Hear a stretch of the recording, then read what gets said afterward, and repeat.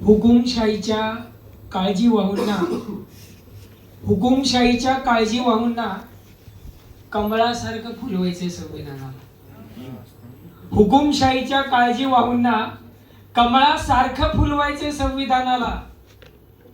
संविधान हातावर ठेवत धनुष्याने बाण ताणलाय संविधानाच्या रक्षणासाठी.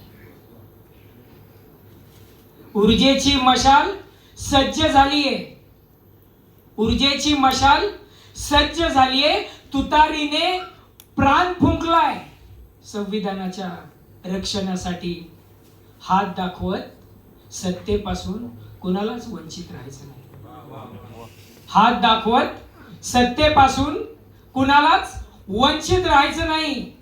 एकच पर्व म्हणत सगळे सोयरे मात्र संविधानावर बोलत नाहीत. एकच पर्व म्हणत सगळे सोयरे मात्र संविधानावर बोलत नाहीत. प्रिय संविधाना, कसा आहेस? आहेस ना? आहेस ना? आणि पाणी पिऊ पिऊ जेवली आई, उपाशी पोटी घोटात मावली आई. पाणी पिऊ पिऊ जेवली आई, उपाशी पोटी घोटात मावली आई. म्हणाली थांबा एवढं करते. म्हणाली थांबा एवढं करते. आई लेकरांसाठी केवढं करते. आई लेकरांसाठी केवढं करते. आणि तारुण्याच्या भुलव्या धुक्यात असतो आपण. तारुण्याच्या भुलव्या धुक्यात असतो आपण. तेव्हा आई बापाच्या घामाने माखलेले सुगंधी दवबिंदू ओघळत असतात भविष्य अत्तरावूनही गंधित होण्यासाठी. आपल्या मौज मजा उन्हाळपणात आडवे येत नाहीत. आपल्या नकळत भल्या बुऱ्या कारनाम्यांचे गोडवे गात नाहीत. वय झपाट्यानं वाढत जातं एरंडाच्या फोकासारखं कळत सुद्धा नाही. वय झपाट्यानं वाढत जातं एरंडाच्या फोकासारखं कळत सुद्धा नाही. आणि मग डोळे खोल खोल जातात त्यांचे लग्न कार्याच्या चिंतेने. तरी बघा ना आपण असतोच. तरी बघा ना आपण असतोच. मेहंदीच्या नक्षीला स्वप्नांचं झुंबर लावत नव्या उमऱ्याच्या प्रतीक्षेत असतोच ना. असतोच ना. सहज एकदा मागं वळून पाहावं. आपण झोपेत असताना आपल्या जवळ येऊन निस्तेज चेहऱ्यानं घेतलेलं चुंबन आणि माझं सानूला म्हणत भरल्या डोळ्यातल्या आसवांना लपवत उभं आयुष्य तेजोमय करून टाकतच ना.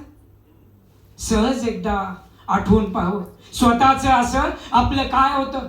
कपाळावरच्या चंद्रकोर कमानीपासून हातातल्या घड्याळापर्यंत, कोरलेल्या भुयांपासून कानातल्या बाळीपर्यंत, अगदीच म्हणाल तर अस्तित्वाच्या इज्जतीला सही सलामत जपलेल्या अंडरवेअर सहित स्वतःच असं आपलं काय होतं. चार चौघात आई बापाला कडकडून मिठी मारायला आणि त्यांच्या पवित्र पायांवर नतमस्तक व्हायला जेव्हा लाज वाटते ना मित्रांनो, तेव्हा हे ओठांवरले शब्द, ही डोळ्यांची दुनिया, हा जिवंत देह, हा समंत सारा, या दुनियेची किमया, हे सार सार कुणामुळं? लेकरा बाळासाठीच मरमरतो पाहुणं असं म्हणणाऱ्या आई बापाला जेव्हा पाठ जपलं तर सार्थक होईल. सताड उघड्या डोळ्यांनी पाहिलेलं आयुष्याचं स्वप्न साकार होईल. स्वप्न साकार. अशोक एक खूप ताकदीचा लेखक कवी आहे, तितक्या ताकदीचा तो दिग्दर्शक सुद्धा आहे. त्याचा वेअर इज भिडेवाडा नावाचा एक लघुपट तुम्ही नक्की युट्यूबवर सर्च करून बघा. त्याला चांगले पुरस्कारही मिळाले आहेत.